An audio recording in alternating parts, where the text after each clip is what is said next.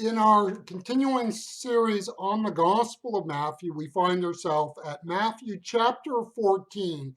We will be reading verses 8 and 9, and I will be reading out of what is called the Everyday Bible, which has the New Century Version in it.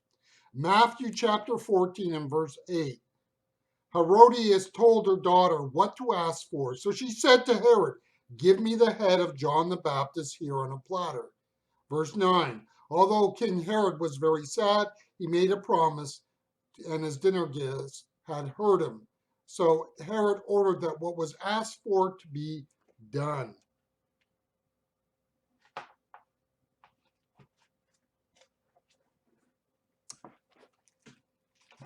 Phasaelus, the wife of Herod Antipas, does not come across as the mother of the year type.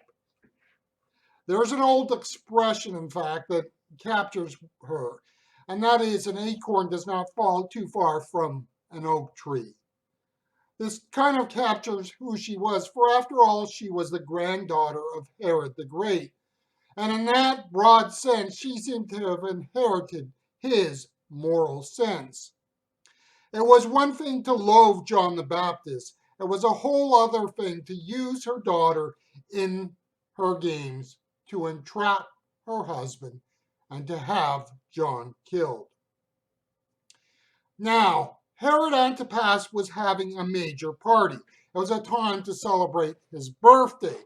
Now, if you read this as a birthday party with some good friends, good times, you can kind of miss what is going on here. This is actually a political event of the first order. First off, imagine that these guests were probably not in a situation and position which they could say, "I'm busy tonight. I don't want to go to a birthday party. I have my horse stalls to clean out," whatever. This was a major political event. Herod Antipas was the head of state. It was important for these people to be there. It was a chance for them to cement their standing in the political realm.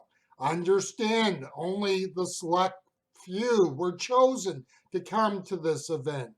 This is your opportunity to shine. So do not think that this was in any way a non-political event. And that's extremely important because that's part of the backstory here. Herod Antipas was a part of a political function. The request that comes to him is coming to him in a very politicized event. He was, in that sense, vulnerable.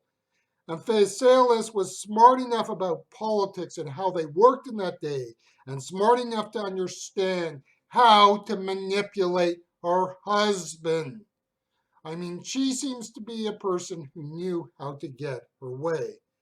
Herod Antipas, in a way, stupidly had set himself up.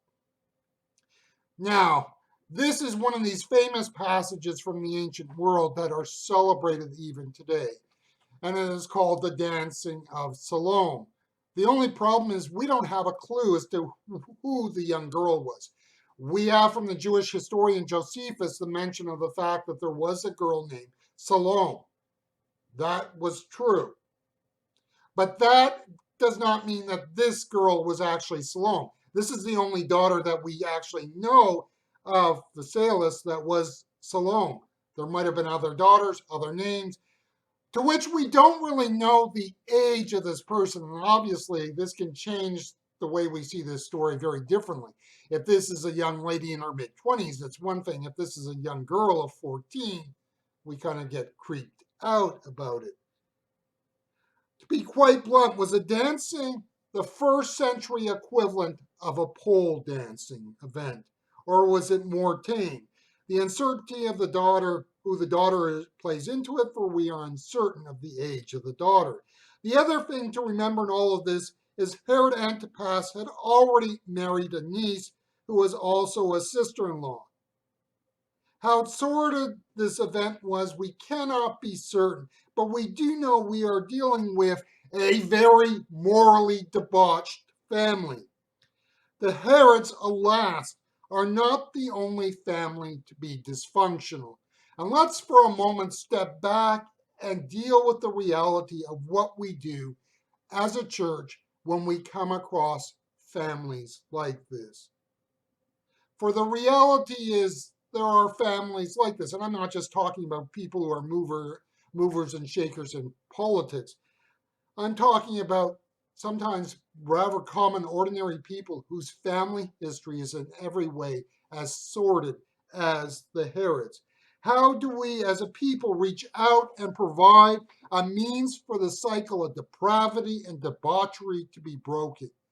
You and I cannot. When you get into these type of families, you and I cannot. The power of the demonic is strong, whether there is actual demon possession or not is beside the point. What we can do is try to love individuals in the family. God can do miracles, but a family like the Herods is not going to be turned around in a day.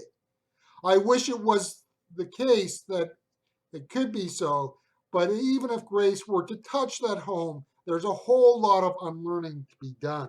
And this is really the problem, right? The relationships have over the years become so corrupted and depraved, you cannot simply break apart the bonds and that which bind them together. It can take a lifetime of walking with Jesus to bring the type of healing that is needed for survivors of extremely dysfunctional homes. If you are coming out of that, understand it is not easy. I know that. And it's going to take time. But God's grace can carry us through that. The reality is, unfortunately, the church does not always have the patience to deal with people and their baggage. And the Herodian type families, they have their baggage.